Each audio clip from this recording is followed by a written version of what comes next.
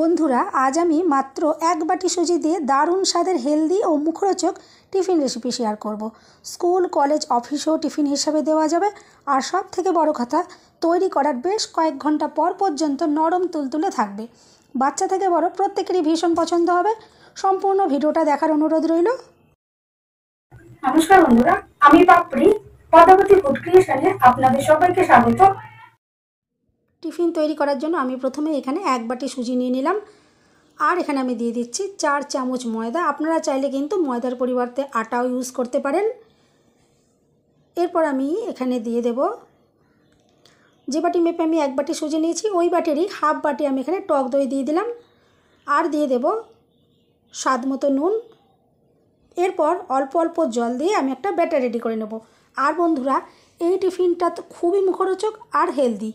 এখানে যে সমস্ত উপকরণ ব্যবহার করব সেগুলো খুবই হেলদি। একদিন এভাবে বানালে রোজই বানানোর রিকোয়েস্ট আসবে।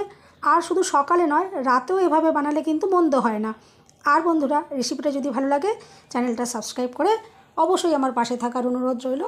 আর এভাবে দেখুন আমি অল্প অল্প জল দিয়ে দিয়ে একটা ব্যাটার রেডি করে নিচ্ছি। আর এখানে ব্যাটারের ঘনত্বটা দেখলে আপনারা বুঝতেই পারবেন যে কীরকম ধরনের এখানে ব্যাটারটা রেডি করতে হবে। আর একবারে কোনো মতেই কিন্তু বেশি করে জল দিয়ে দেওয়া যাবে না, অল্প অল্প জল ইউজ করে করেই ব্যাটারটাকে আমি রেডি করে নেব। এভাবে দেখুন ব্যাটারটা রেডি হয়ে গেছে।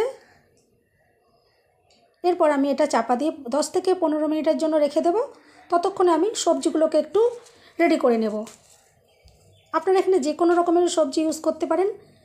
আমি এখানে প্রথমে ধনে পাতাগুলো একটু খুব মিহি করে একটু কুচিয়ে নেব। আর একটু মিহি করে কুচলেই ভালো হবে। যতটা সম্ভব একটু ছোটো ছোটো করে কেটে নিলেই বেশি ভালো হয়। আমি এভাবে ধনে পাতাটা কেটে নিলাম। আর এরপর আমি এখানে নিয়ে নেব 4টে কাঁচা লঙ্কা। কাঁচা লঙ্কাগুলোকেও আমি খুবই মিহি করে কেটে নেব। আর ঝালটা কিন্তু আপনারা আপনাদের পছন্দ মতন ব্যবহার করবেন। যদি বাচ্চাদের জন্য করেন সেক্ষেত্রে কিন্তু বুঝে লঙ্কার ব্যবহারটা করবেন, চাইলে নাও দিতে পারেন। এভাবে লঙ্কাগুলো আমি ছোটো ছোটো টুকরো করে কেটে নিলাম। আর এরপর গাজর আমি গ্রেট করে নেব। আর পেঁয়াজটা আমি কেটে নেব। পেঁয়াজও আমি খুব মিহি করে কেটে নেব। আর যে সকল বন্ধুরা পেঁয়াজ খান না বা পছন্দ করেন না বা নিরামিষভাবে করতে চান, সেখানে কিন্তু পেঁয়াজটা নাও দিতে পারেন। পেঁয়াজের পরিবর্তে অনেক রকমের এখন শীতের সবজি রয়েছে, সেগুলো আপনারা ইউজ করতে পারেন। আর পেঁয়াজ ছাড়াও কিন্তু এই রেসিপিটা খুবই সুন্দর খেতে হবে। এরপর গাজরটা আমি গ্রেট করে নেব। আর টমেটো কুচি আমি এখানে নিয়েছি, ভেতরের অংশটা ফেলে আমি এভাবে কেটে নিয়েছি টমেটোটা। এরপর সমস্ত সবজিগুলো আমি একটা জায়গায় তুলে নিলাম। আর যে ব্যাটারটা রেডি করে নিয়েছিলাম এটা 15 মিনিট হয়ে গেছে। এবারে সমস্ত সবজিগুলো আমি একসাথে একটু ভালো করে মিশিয়ে নিচ্ছি।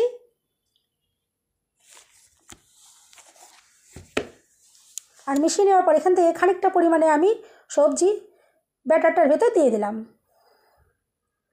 আর দিয়ে দিলাম 1 চামচ মতো জোয়ান, এতে বেশ ফ্লেভারটা খুবই ভালো আসবে। এরপর আবার একটু অল্প আমি জল ইউজ করলাম। আর ভালো করে একটু সব কিছু মিশিয়ে নিতে হবে। আর এই রেসিপিটা কিন্তু খুবই হেলদি, দেখতেই পাচ্ছেন কত সবজি এখানে ইউজ হয়েছে। এরপর গ্যাস জ্বালিয়ে আমি একটা ফ্রাইং প্যান বসিয়ে দিয়েছি। আর একটু তেল ব্রাশ করে দিলাম। এখানে আমি সাদা তেল ব্রাশ করেছি। আর দেখে বুঝতেই পাচ্ছেন কত অল্প তেল ইউজ হচ্ছে। এরপর একটা হাতা নিয়ে নিয়েছি। আর হাতাই করে আমি অল্প অল্প পরিমাণ ব্যাটারটা নিয়ে এরকম ছোট ছোট করে আমি দিয়ে দিচ্ছি। লুচির মতো সাইজ করে দিচ্ছি। আপনারা তাহলে যেরকম খুশি সেরকমই সাইজের তৈরি করতে পারেন। আমি একটু ছোটো ছোটো এভাবে তৈরি করে নিচ্ছি। আর ব্যাটারটা দিয়ে দেওয়ার পরে যে সবজিটা কিছু অংশ আমি রেখে দিয়েছিলাম সেটা আমি এর ওপর দিয়ে এভাবে একটু দিয়ে দিচ্ছি। আর এভাবে দিয়ে দেওয়ার পর ওপর থেকে আমি একটা চাপা দিয়ে দেব।